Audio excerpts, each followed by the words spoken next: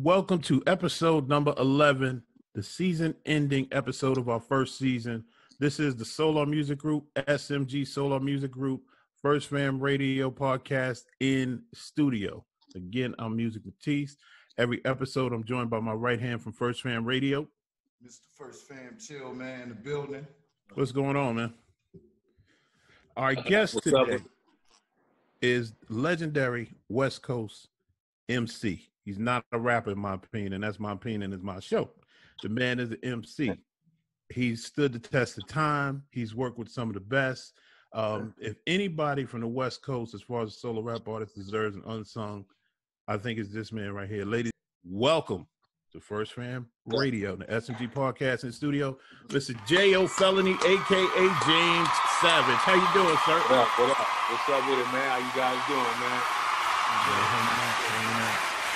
Yeah. What's up? It's good. You, man, first and foremost, we are very honored, very glad to have you here on the show. This is our final episode for season 1.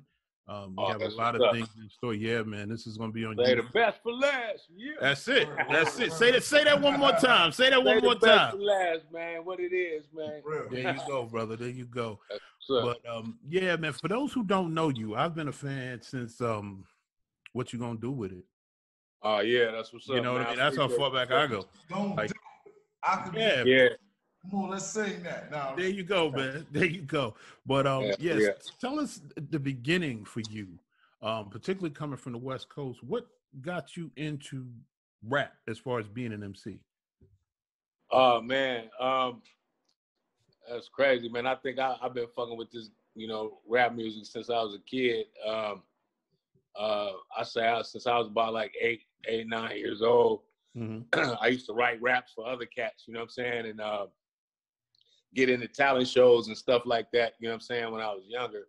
Mm-hmm. And I used to like mimic other artists and shit like that, and just learning my way around when I was a kid. Right. You know what I'm saying? But I always love hip hop. But even before that, you know what I'm saying, I was into just liking to see artists entertain crowds, you know what I'm saying? And that really started with the legendary Michael Jackson, you know what I'm saying? With seeing him perform at such a, a high rate, you know what I'm saying? Just, seeing that whole get down with how Mike, when he went solo from his brothers and started doing his thing, you know what I'm saying? It was, seeing stuff like that and seeing guys like Prince and Rick James and, guys that know how to entertain crowds, you know what I'm saying? That's what it was about with me, Word. So, that led into the rap, you know what I'm saying? Right. Now, where are you from out west specifically? I want our fans, particularly on the East Coast, to know. Yeah, I'm from San Diego, Southeast. You know what I mean? I grew up in Southeast. I actually was born in Portsmouth, Virginia. I used to be out in these projects where I was from, the Lincoln Park projects. My brothers and them still out there right now. You know what I'm saying? Okay. But I came to San Diego as at a very young age. It was like my sister was already out here. You know what I'm saying? My older sister, and then it kind of came to where some shit like my fucking house got burnt down and shit where we was living at, and we had to come out here. So we fucking, you know what I mean? Yeah. Came out here when I was a little kid. You know what I'm saying? And I've been out here ever since, you know what I'm saying? But I remember I used to go to elementary school and shit out here. And then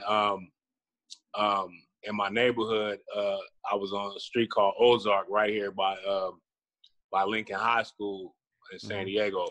And that's where I used to walk to school, and I was right there by 47th Street by my neighborhood, you know what I'm saying? And, that's where I met all the lokes, you know what I'm saying? And it's been on ever since. Mm-hmm. Understood. Now, seeing that different type of environment at first, was it like a culture shock when you're coming from Virginia and the street environment there was in existence, but it was quite different from what was going on the West Coast at the time, particularly at a young age of 9, 10 years old when you got there? Yeah, man. The first thing I realized is that it'd be easier for me to survive here. You know what I'm saying? As far as just the weather aspect of it, you know what I'm saying? Okay. Because you know, in Virginia, you got blizzards and shit going on, and you know, it was, you know, whatever season it is, you're gonna feel that season. You know what I'm saying? So, you know, man, when I came out here, we was fucking on a Greyhound bus. You know what I'm saying? And I remember it was in January, and I remember like, damn, if it got bad out here, I can be outside. I wouldn't even have to go in the house and shit. Like, it's just warm and beautiful. You know what I'm saying? So then I started seeing niggas gangbanging, and it was like, God damn, what the hell is this? You know what I'm saying? Yeah, so, yeah. You know, it's a you would get the beautiful, the way it looks. You would get that misconstrued with how it really is. You know what I'm saying? And you fuck around and go on the wrong street and be in a whole nother time zone. Like, what the hell? Where I'm at? You know what I mean? Yeah. So. Looks can be deceiving is my point. You know what I'm saying? So, you know, but growing up out here, man, it was kind of like back then, like I had to go to LA a lot to even start being recognized. You know what I'm saying? Because the hip hop scene wasn't, you know, as big as it was there, of course. You know what I'm saying? With guys like Ice-T and Ice Cube and, you know, NWA and all those guys coming from LA. So I had to basically start getting out there and going to LA and start pushing my line and representing where I was from, and it worked. You know what I'm saying? Right. Yeah. Now, how did you actually get to the point of, as you say, it worked? Before Def Jam, before the major label signings, what was going on in your career? Was there involvement with an independent label or independent production company, or did you just make that leap right into the majors with Def Jam? No, at first, I was basically on the run from the California Youth Authority at the time, right? And it was like I wasn't even 21 yet, so and it was a thing like once if the police didn't catch me before I turned 21, then I wouldn't have to go to jail anymore. They would give you what you call a dishonorable discharge from YA. Right. You know what I mean? So when I was on the run, I was out there working with Jam Master Jay. Like, I got introduced to a guy that was my manager, and he was from Queens, New York. So, you know, he hooked me up with Jam Master Jay and shit. And that's when I started, you know, going to New York and working with him in the studio. And I ended up doing the Jason's Lyrics soundtrack and the show soundtrack and things like that. Like, I started getting on soundtracks from the juice that Jam Master Jay had with Russell Simmons. Right. I started getting on major soundtracks and stuff before I even released a single or anything like that. You know, so it was kind of like getting my feet wet, you know what I'm saying, before you know, before I dropped any music of my own, you know what I'm saying? So that was a blessing in itself, you know. Right. To be part of those soundtracks. Now, how was the response from the people you knew in LA, the people you came up with in San Diego? Because you're coming from the West Coast, but now all of a sudden you done plugged into one of the most infamous connections you can have in the business through somebody of Jam Master Jay's stature. And then he's on the East Coast, and now you going to the East Coast. So coming back home, how was your reception just in general from your circle? Oh man, it was like, like I made it, you know what I'm saying? Especially with those soundtracks, you know, because back then that was, you know, a big part of hip hop, you know what I mean? Was those soundtracks, and it was a big part of promoting the film, you know, and they were successful, like, you know, they was triple platinum and things like that, you know what I mean? So it was basically like I got on and you know, they had Def Jam comedy back then with Martin Lawrence and stuff like that. So being involved with the whole situation and being involved with Russell Simmons and the whole company was basically like I made it. You know what I'm saying? I remember being in the hood and having a Source magazine van rolling with us and things like that. And niggas get to shooting and chasing niggas down the street. You know what I'm saying? It was crazy, man. But it was a blessing, you know what I'm saying? And it was like I was taking, at the time, it was harder for us to film videos here in San Diego because of the way they were being filmed back then. So I had to actually take a lot of my homies from San Diego and take them to LA where we can film videos. You know what I mean? So it was being like we had to take ourselves out of town all the time. But now, with the new stuff we're doing, it's going to be fun because we're doing a lot of big big videos coming up, and just to bring it back home and show these guys, you know, when they have, you know, police, you know, parading the block, you know what I'm saying? And we got permits and doing it right, you know what I'm saying? We got helicopters and shit around, just making it live, you know what I'm saying? But it's going to be fun filming videos out here and just bringing it home and, you know, letting these guys feel in the community, you know, something big, you know what I'm saying? Right. I'm looking forward to doing that, but it took a long time to be able to push that line, you know? Right. How many years you been in the business? I started out, like my first album came out, it was called Take a Ride. And that album was actually on JMJ's label. That was a record that was on JMJ's label. And it had it had Sherm Stick, Penitentiary Bound, The Locust on His Own, and all those records, you know what I'm saying? It kind of was, you know, a classic, you know what I'm saying? I still love performing those records today, but it brings back memories. Like even say like with the Sherm Stick song, I remember riding around with my homie Ice Rock in the hood, and we was in this 7 Deuce Glass house, and we was bumping Teddy Pendergrass, and he was like, "Cuz, you should make a record to this, bro." You know what I'm saying? And I'm like, "Fuck it, I'm gonna go take it to Jam Master Jay." So when I took it to him, he laid the drum track down, and I had one of my homeboys from my hood sing the hook. You know what I mean? And he rests in peace now. But you know, when I want to, you know, reminisce about you know, times, man, I play that record. I like performing that record, but it's a lot of memories on that record. Even with like the record I had called The Locust on His Own, Mom's is tripping, she got a block on the phone. You know what I'm saying? Yeah. You can't call that record, man. Yeah, we did that record, the video. I had some of my homies come. We had like a makeshift penitentiary we was in. You know, just memories, man. You know what I'm saying? We was acting like we was fighting in there and shit, all kind of shit. But you know, that's where it all started, man, with Jam Master Jay. Now, you know? That's interesting. So you're on JMJ Yeah. Around the same time, I would assume, as Onyx. Yeah. Shout out to Onyx, man. Stick was 50 there yet? I think he came a little after. Okay. Yeah, but he definitely was there too. I think after he had a deal with Columbia first or something like that. Yeah, Trackmaster. Yeah. Okay. Yeah. So how was your initial reception? First time you rolling up to Queens, you going into the studio. How was your reception? How were you received by the other artists? Man, you know, it was open arms. You know what I'm saying? Because you know, one thing about it, New York respects they respect when you really know how to rap. You know what I'm saying?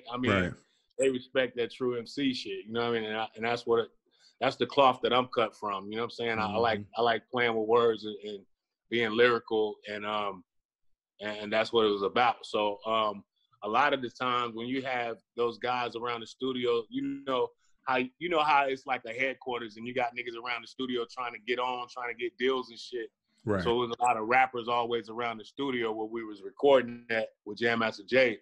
And we used to bet money against cats. And me and him used to bet money against cats to battle me and shit. And I used to light their ass up. You know what I'm saying? And it kind of bait them in. They would be like, "Oh, he from San Diego. Yeah, you know what I mean? He from California." And they would think that I was about to rap, you know what I'm saying? Like with that lingo. And then they would rap, and then I would come on sounding just like they ass, you know what I'm saying? Yep. And I would light their ass up, you know what I mean? Like, you got me fucked up, I'm gonna light you up, you know? Yeah. So that's crazy. You know, crazy. And we won a lot of money like that, you know what I'm saying? I had a lot of fun recording with Jam Master Jay, 24/7 studios out in Jamaica, Queens. I used to be in Queens a lot, man. You know, rolling with his sister, Nita, and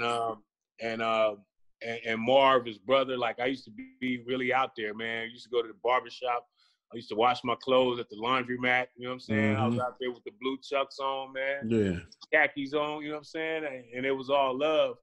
And it was crazy out there. And it seemed like once Jam Master Jay was murdered, it seemed like the heart of Queens, like that area just like was all fucked up after that. You know what I'm saying? Oh yeah, I know exactly what you're saying. Yeah, kind of like took the heart out of it, you know? Yeah, it's like the soul was gone. Yeah, man. With somebody that's a pillar like that, because I lived for 10 years. I lived out in Far Rockaway, which is spitting distance from Jamaica, from South Side. You know what I mean? So it's we would get it all out there too. The same thing. We were on the far end, out past Kennedy Airport by the water, but you came out there wrong. You knew. No doubt. You definitely knew. And that's what my next question is to you, even representing what you were representing on the West Coast. Did you ever get approached in Queens back then as far as any type of, you know, the way you looked, the way you dressed, the colors that you represented back then? Because I know New York we weren't really on that way back then like that. Not like it is now. So back then, did you ever have any problems in that regard? No, because back then I don't think it was cracking like that with the gang shit. You know what I'm saying? I never had an altercation like one time. I was out there with the bro and Live, rest in peace. Shout out to and Live.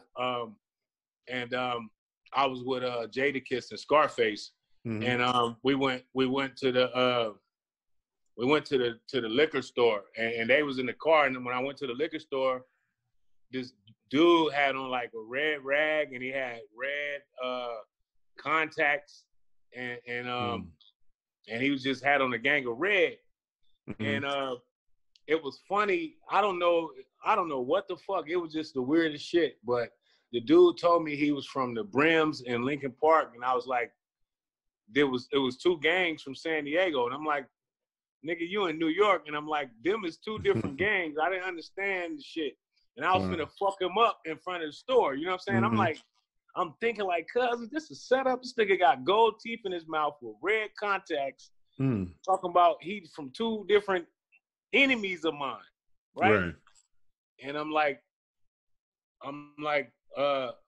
should I punch him in his fucking face? You know what I'm saying? I'm thinking like, I'm like, damn, I'm with Scarface and Jadakiss. I'm like, I don't want to embarrass myself and beat this nigga up, and you know what I'm saying? But it looked weird as fuck to me. But after that, it just seemed like the shit's just started getting flooded. And I'm like, because I used to be tripping, man. I used to be so happy to go be in New York and see all these different black people together, and didn't have to worry about no nigga driving up on a beach cruiser or in a little car trying to pop me and shit. You know what I'm saying? Right. That was the freedom that I felt out there, and I was happy to be out there because of that fact.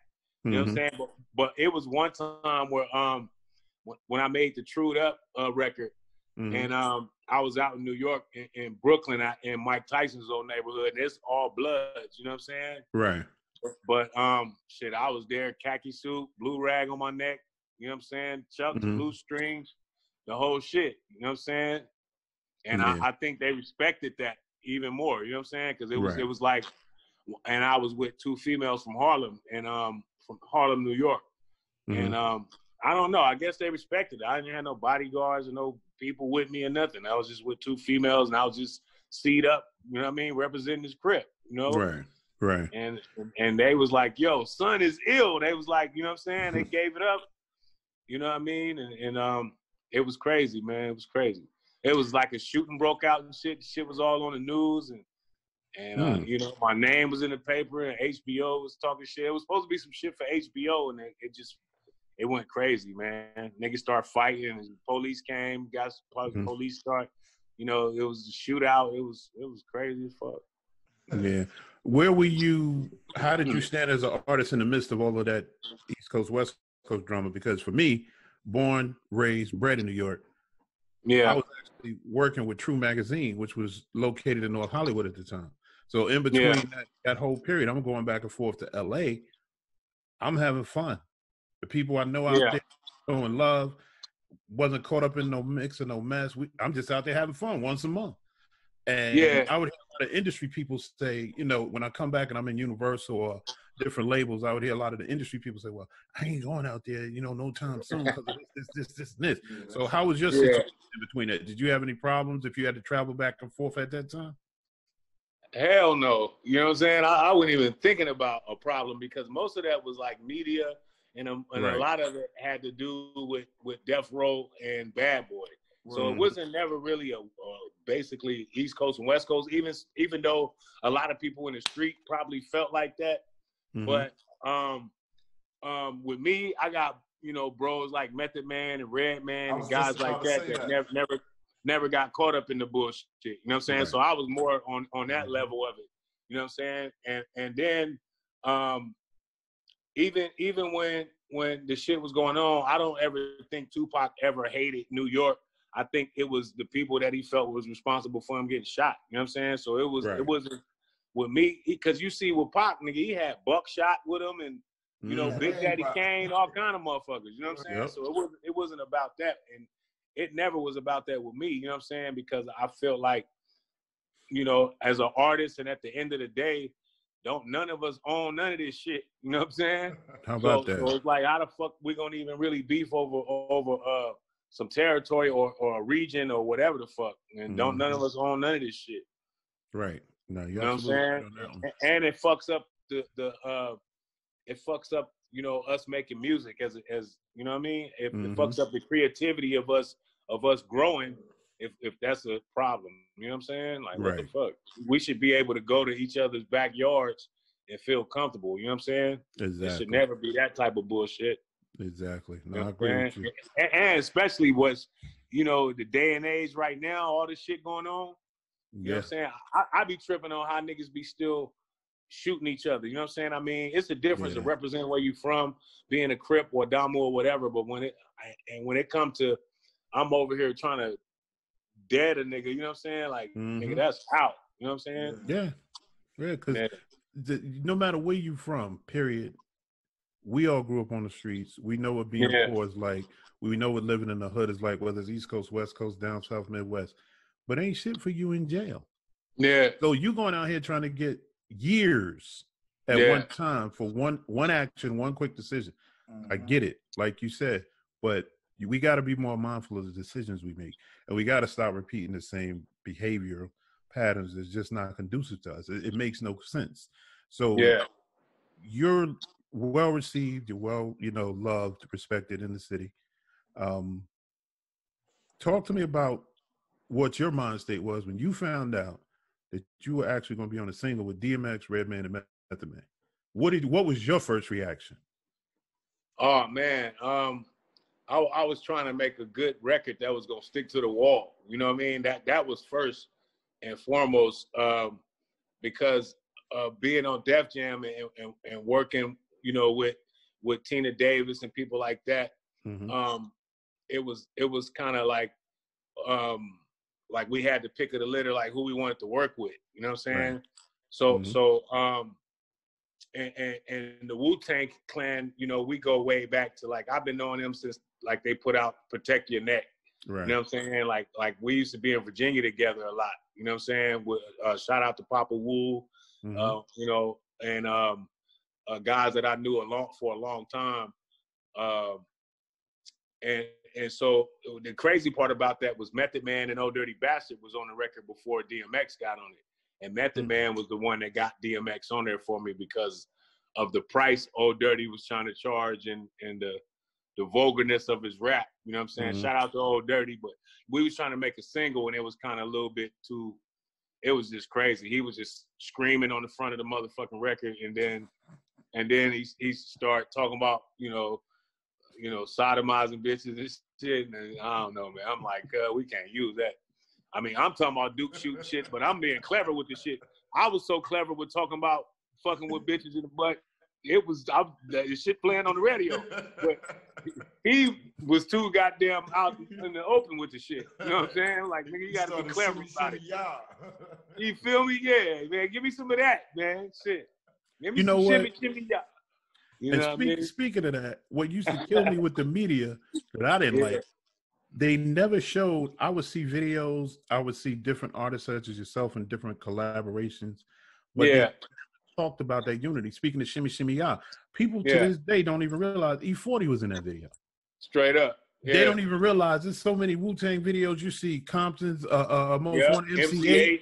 MC8. But you never, They never pushed that unity. Like, it was a problem. Man, it was always love, man. Even I remember like the last time I seen Meth and them was a while ago, but it was on, I think, Meth's birthday, and he was performing at the club. I don't even know if they have performances there no more. It was on Sunset, the Key Club. And he had a birthday party right there, man. And we rocked, you know what I mean? It was dope. And every time them guys see me, you know, they always bring me out on stage, you know what I'm saying? Meth and Red, you know what I'm saying? It's a cool, hey, them niggas know how to rock a show, you know what I'm saying? So it's, you know, I learned a lot from being around those guys as far as performing and stuff like that. You know what I'm saying? But man, your boy back at it. You know what I'm saying? I'm glad, man. I'm glad. We're going to get to what you got coming up next and what's on deck for you, because that's what really made me pull and make sure we tried, no matter how we had to do it, to get this interview, because what you're doing right now is amazing. And we're going to get to that in 2 seconds. But coming off of JMJ, how did you end up on Def Jam, number one? And the second part of the question is, how many major label albums did you actually release? Well, the first question, I got on Def Jam because I think Jam Master Jay's label was having problems. They started having problems with the actual company. You know what I mean?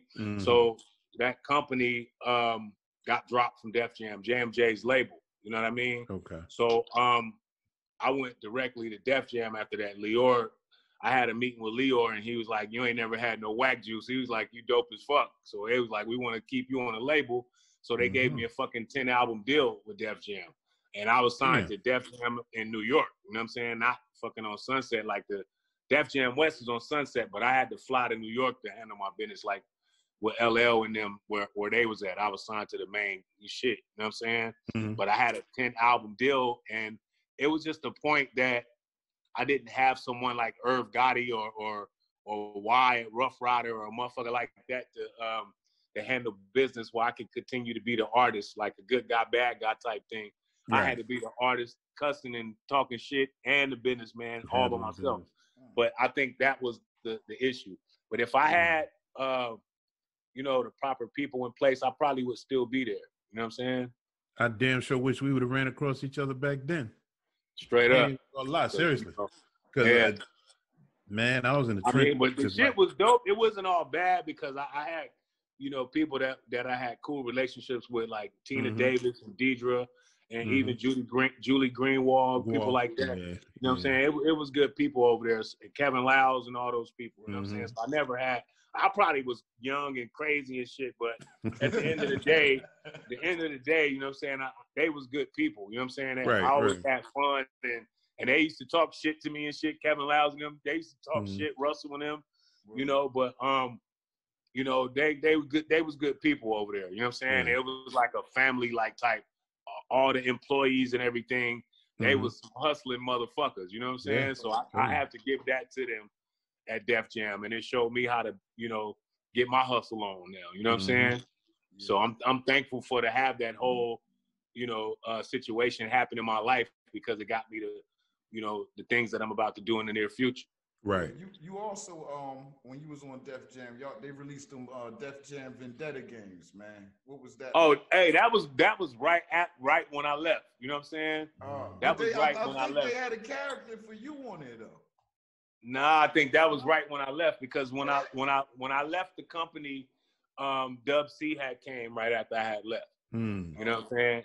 And he was talking shit to me. I remember he was like, "Nigga, why you leave? Nigga, I'm over here by myself, cuz." You know what I'm saying? Dub C was talking shit to me one time about that. But I remember he had came right after I had left, and he was on that game too, I think. Yeah, shouts out to him. Definitely shout out to Dub C. We trying to get him on next season. Show with me, him, and Daz recently out at the Long Beach Coliseum. I came out on stage with him and shit. With me, Daz, and Dub C. That shit was dope. Man, listen. Speaking of that, though, that lineup, and you see the different lineups that happened prior to COVID, you know, all the shows that you all do throughout the Midwest and everything. You think it's going to be possible for us to get, even if it's in certain cities here on the East Coast, if we can get a lineup like that, can we get DJ Quick, Jayo Felony, Dub C, the Dog Pound Gang? E40. Can we get that tour over here? Atlantic Oh, no City. doubt. You know what I'm saying? Snoop Dogg, nigga, X to the D, the Yeah, whole man. nine, Like, you know I what I'm mean, saying? we Yeah, need man. seriously, like, we need that. Before. We never No seen doubt. You know what I'm saying? Hey, we all fam over here, man. It's all love with everybody. So it wouldn't be no problem to have us out there.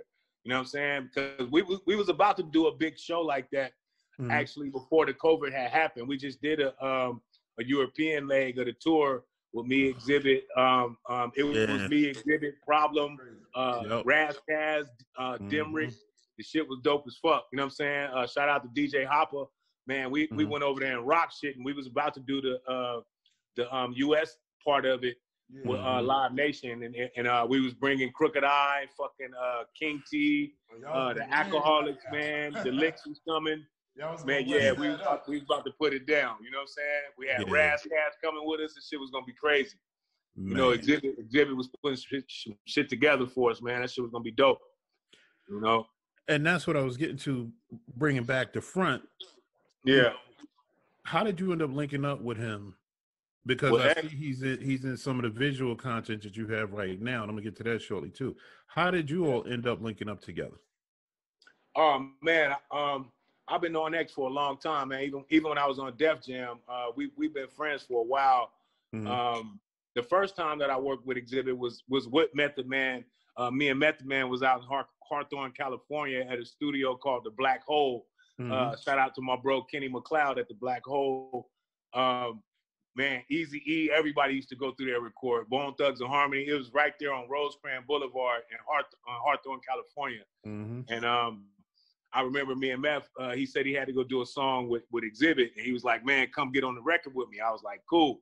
So we hopped in a limo, went over there and got it in. You know what I'm saying? That's when we came with the Putty Pop record.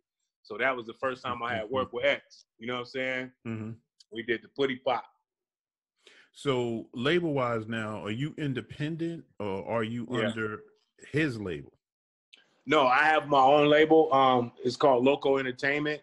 Okay. And Loco Films as well is under my company. So we got a lot of stuff that we're working on. Like I dropped 2 projects in July on all platforms with powered by Sir Jinx.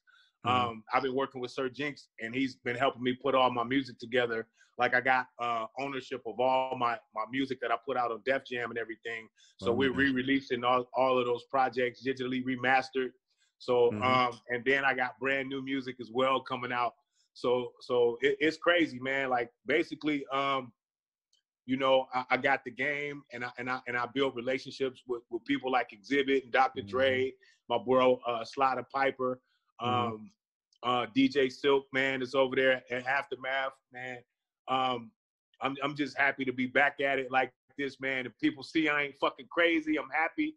I ain't going to jail. I ain't fucking around. I ain't beat nobody up. You know what I'm saying? I'm just a real one, man. And you know what I mean? I see a lot of people be representing gang shit now, but when I was doing it at a young age, I was getting banned from BET and all that shit. And I have a documentary. I have a documentary actually coming out about that called The Evolution of Gang Culture. And it's showing how, nigga, when I was out there really gangbanging and it through music, you niggas was banning me from everything. You know what I'm saying? And now y'all make it commercial. And I see people crip walking on TikTok now and shit. And I'm just not gonna let my story not be told while I'm breathing. I'm gonna tell the fucking truth. You know what I'm saying? About my pushing my line. You know? I was out there really with the shits, and I was getting banned from everything. Oh yeah. I remember that being the case with a lot of artists, man. Banned from studios, banned from award shows, banned from TV stations, radio stations, the whole nine. This is crazy. Crazy. But I, for one, man, I've been a fan from day one. I was always the weird cat that grew up in Brooklyn, but had such a love and respect for, you know, hip hop in general. But I had a deep affinity for the West Coast. You know what I mean? When y'all broke through, man, it was like crazy. And I've told this story, you know, people that know me know this story. What made me get into music, promotions and stuff 25 years ago was when I went overseas and I was in the military. And I ain't know nothing about West Coast music. Had no idea. I found out about it when I moved to Germany. Because now I'm stuck for 2 years and like 75 to 85% of the people in the barracks with me is from the West Coast, the Midwest. I came back here with a vengeance, man. I mean, hustling, promoting, street team work, you name it. I was getting my hands in it, getting my hands on it.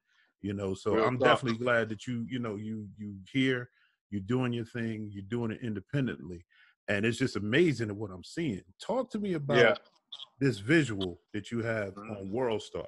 I think it's called. Tell me what the name is. I don't want to say the wrong. It's called Broken Ground.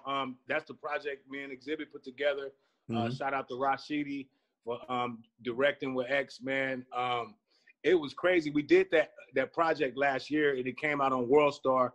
It was broken down into 4 different episodes, and the music soundtrack is under my real government name is James Savage. Right. So for guys that haven't, for anybody that hasn't checked that out, it's a whole soundtrack, basically a whole album with me under James Savage. You know what I mean?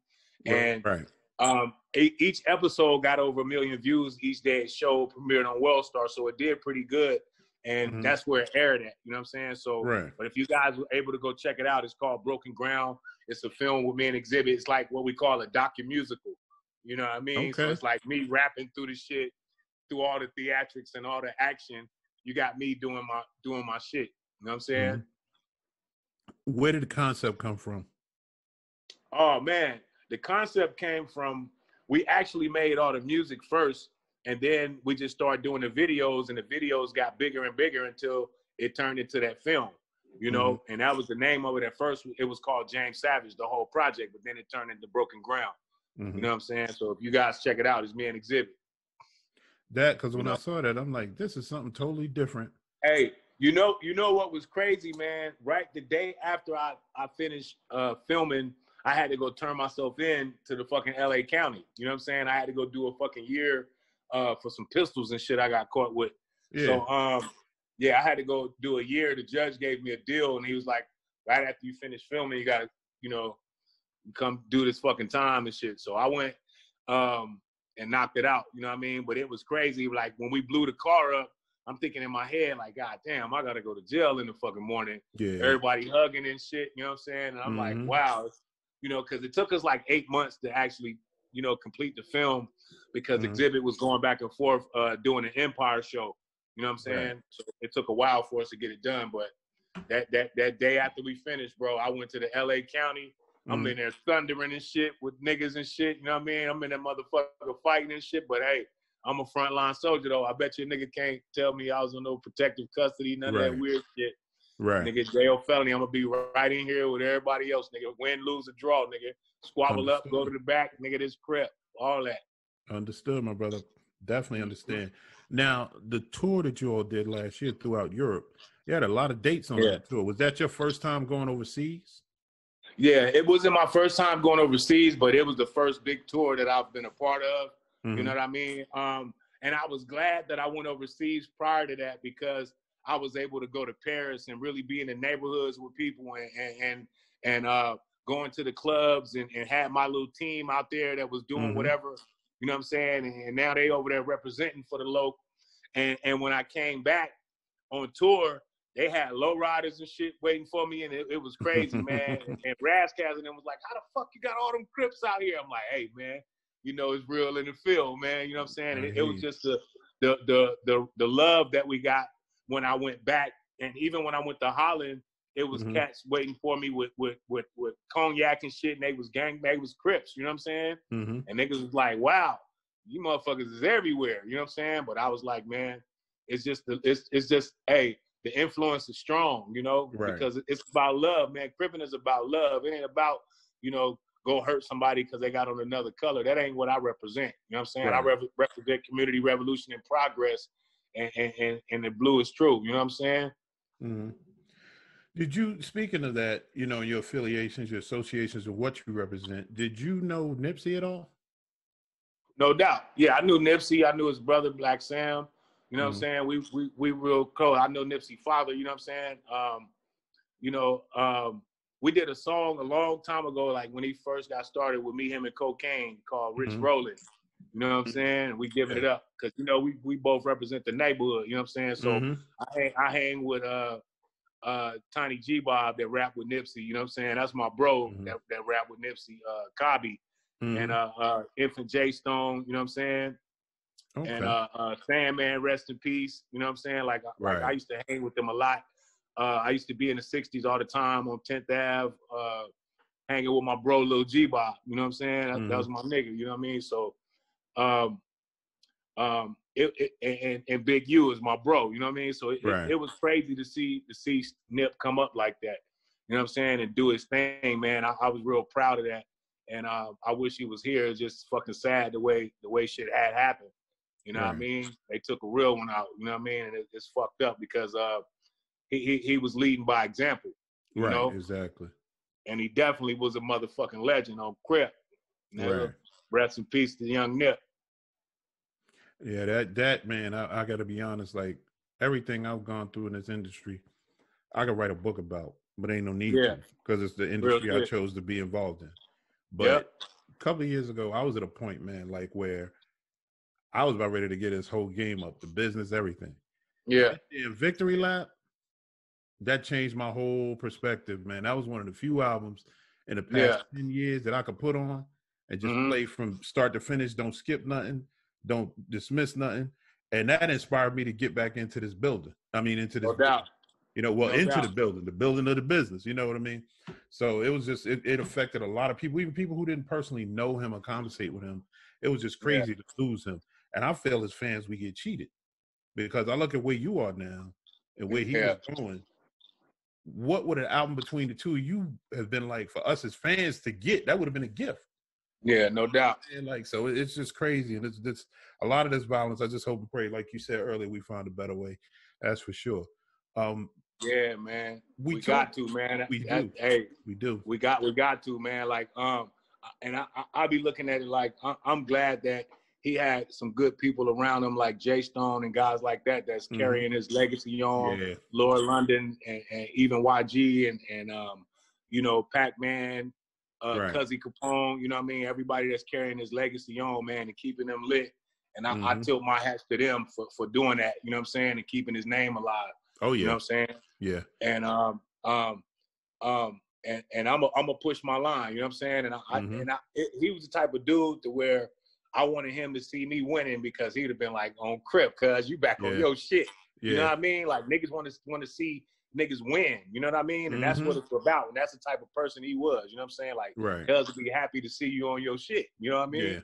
Yeah. Oh yeah. And as a person, you would want people to see you on your shit. You know what I'm saying? So that's why, you know, I'm just taking it easy every day. You know what I mean? I don't hang out a lot because I know it's still a fucking coronavirus going on. That shit ain't no fucking joke.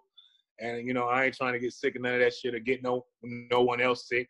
You know what I'm saying? Not being selfish. So I'm just trying to be safe. You know what I mean? But I work out every day. I'm getting used to that now.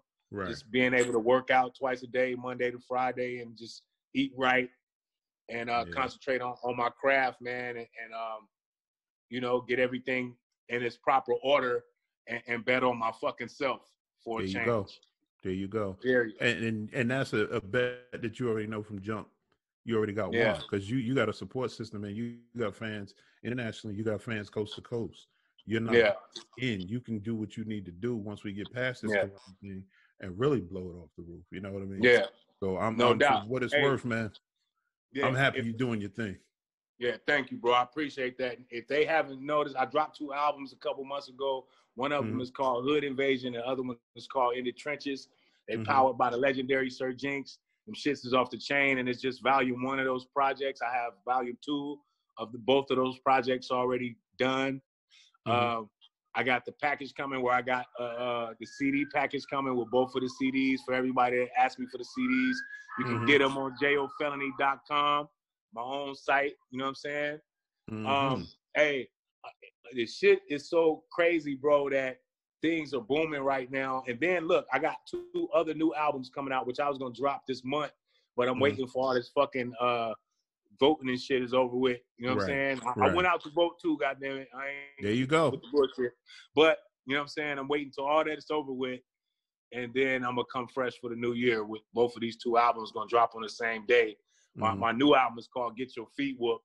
And then I got another new album coming out with my boy Slider Piper that works with Dr. Dre a lot. You know what I'm saying? So it's finna be crazy, man, for me, man. Well, I'm gonna tell you this, my brother, and I ain't gonna hold you much longer because I know you're a busy man. From this side, as far as SMG Solo Music Group is concerned, we definitely gonna be reaching out to you in the future for some collabs. I'm telling you, that CEO of the company. I will be in touch with you to do some. Oh, no doubt, man. I'm here. I appreciate it, bro. That's for sure. You know, I'm gonna air it out, man. And one thing about it, man, I feel like I'm at my best now, man, because I never stopped studying my craft, and I love to play with these words, man. So, you know, tell them bring their A game, man. Let's go. Oh, I got some youngsters. I got brand new artists. St. Charles is still, you know, the legendary West Coast legendary St. Charles is still at the helm. We partners in this company now, so I'm just handling the CEO side of it. But we will be in touch with you, my brother, very shortly. Oh, no doubt. I'm looking forward to working with you, bro. Let's get it. Absolutely, man. Absolutely. I want to wish you continued success. Like I said, it's an honor to have you here on my podcast. This is just a different venue that we taking SMG into because we didn't have this before. Yes, sir. You know, you got an open platform here, Jay. Anytime, man, just hit my line. Hey, thanks, bro. I appreciate it, man. Say the best to last, West. There you go. There you go, my brother. Salute to you. Continued success. And we thank you for your time, man. God bless. Hey, thanks, bro. Have a good one, man. Have a good day. All right, now you too, brother. All right.